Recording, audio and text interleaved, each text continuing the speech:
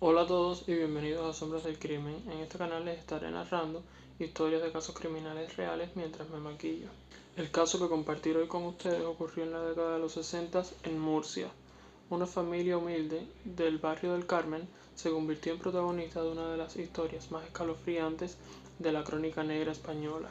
Y el responsable de dicho caso no fue un adulto ni un asesino en serie, sino una niña de apenas 12 años, Piedad Martínez del Águila. Lo que ocurrió en esa casa entre 1965 y 1966 fue escalofriante y aún a día de hoy sigue impactando. Antes de comenzar con este caso, te invito a que te suscribas a mi canal, actives la campanita de las notificaciones para que no te pierdas ninguno de mis videos que estaré subiendo todos los jueves. También te invito a que te suscribas en mis redes sociales que te las voy a dejar acá. Sin más que decir, comenzamos con el caso.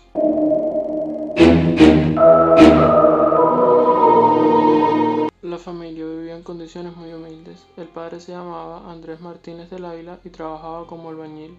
La madre se llamaba Antonia Pérez Díaz y trabajaba como ama de casa y cuidando a más de 10 hijos.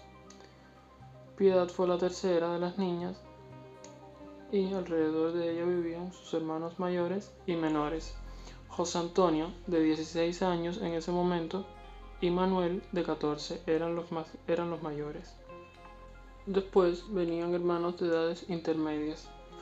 Jesús, de 10 años, Cristina, de 8 años, Manuela, que también ayudaba en algunas tareas domésticas, y luego pequeños, Andrés, de 5, Feusanta, de 4 años, Mariano, de 2 y María del Carmen, de 9 meses, y se dice que en el momento de los hechos la madre estaba embarazada.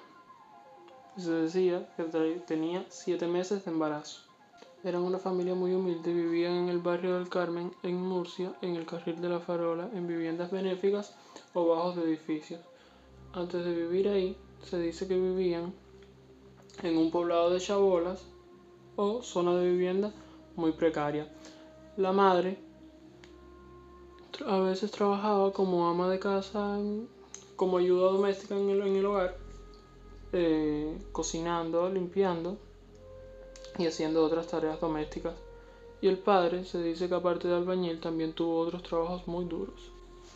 Piedad, nacida aproximadamente en 1953, lo que hacía que en diciembre de 1965 tuviera aproximadamente 12 años. No iba a la escuela o directamente dejó de asistir. Cargaba con varias tareas en el hogar, como cuidar a sus hermanos. También trabajaba un poco en tareas auxiliares relacionadas con los hermanos mayores, como pulir piezas metálicas y otras tareas de las cuales se encargaban sus hermanos mayores. A Pilar la describen como una niña vivaz, inquieta, de mirada intensa, aunque a veces socarrona. En sus tiempos de ocio le gustaba bordar pañuelos y hacer tareas manuales como limpieza de piezas. Sus hermanos mayores trabajaban fuera de casa y Piedad, aunque apenas tenía 12 años, se quedaba a cargo de los pequeños y de otras tareas del hogar. A simple vista, la gente la veía como una niña responsable y cariñosa, pero en su interior estaba creciendo una gran oscuridad. El 4 de diciembre de 1965, la pequeña Mari Carmen, de apenas 9 meses, falleció de forma repentina. Los médicos atribuyeron su fallecimiento a una meningitis fulminante, lo que no era imposible en aquella época. El duelo fue enorme, pero todavía no comenzaban a sospechar de que otra cosa hubiese pasado. Menos de una semana después, otro hermano enfermó, Mariano, de apenas 2 años. Tenía síntomas similares: vómitos, debilidad extrema y espasmos. En cuestión de días, falleció. La familia quedó consternada, pero los médicos le atribuyeron la muerte a causas naturales, mala suerte o incluso dijeron que podía ser herencia genética. Pocos días después, otra niña cayó enferma con el mismo patrón. Fue en Santa, de apenas 4 años, y también falleció. Ya habían sido 3 muertes en una misma casa en pocos días. Y en el vecindario se comenzaba a murmurar de que podía ser una epidemia o un castigo divino.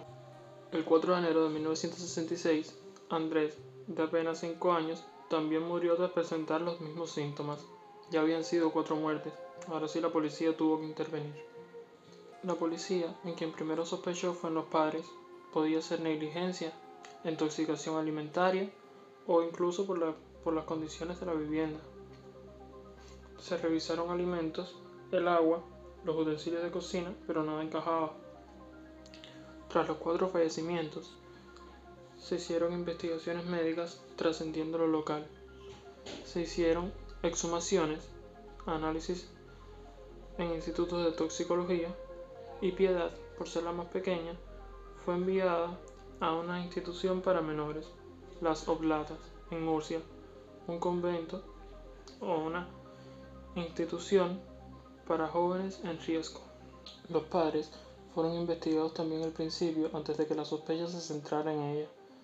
Su padre perdió el trabajo y la familia quedó marcada con cierto ostracismo por parte del pueblo. Hay reportes de que el padre quedó con problemas de visión, llegando a la ceguera.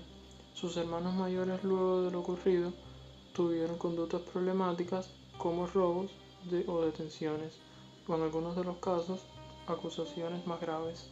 Fue entonces cuando un investigador comenzó a fijarse en la hermana mayor, Piedad, quien había estado presente cuando los otros niños enfermaron y mostraba una extraña mezcla de miedo y frialdad. En un interrogatorio, los agentes usaron una estrategia: hablarle directamente de venenos, productos de rata o limpiametales. La niña se quebró y confesó. Piedad admitió que había puesto productos tóxicos domésticos y matarratas en la comida y bebida de sus hermanos. Primero a Mari Carmen, luego a Mariano, después a Funes Santa y finalmente a Andrés. Los motivos que dio dejó de lado a los investigadores. Decía que sus hermanos para ella eran una carga, que estaba cansada de cuidarlos, y en algunas declaraciones señaló directamente a su madre diciendo que ella le había pedido ayuda para quitarse a los niños de encima. Las versiones cambiaban, pero el resultado era el mismo. Era solo una niña de 12 años que había acabado con la vida de 4 de sus hermanos. La conmoción en Murcia fue enorme. El caso saltó a la prensa y nadie podía comprender cómo una niña de apenas 12 años pudo acabar con la vida de 4 de sus hermanos pequeños. Por su edad, Piedad no podía ser juzgada como un adulto, así que fue internada en un centro de menores regidos por monjas optalas, donde permaneció años bajo vigilancia.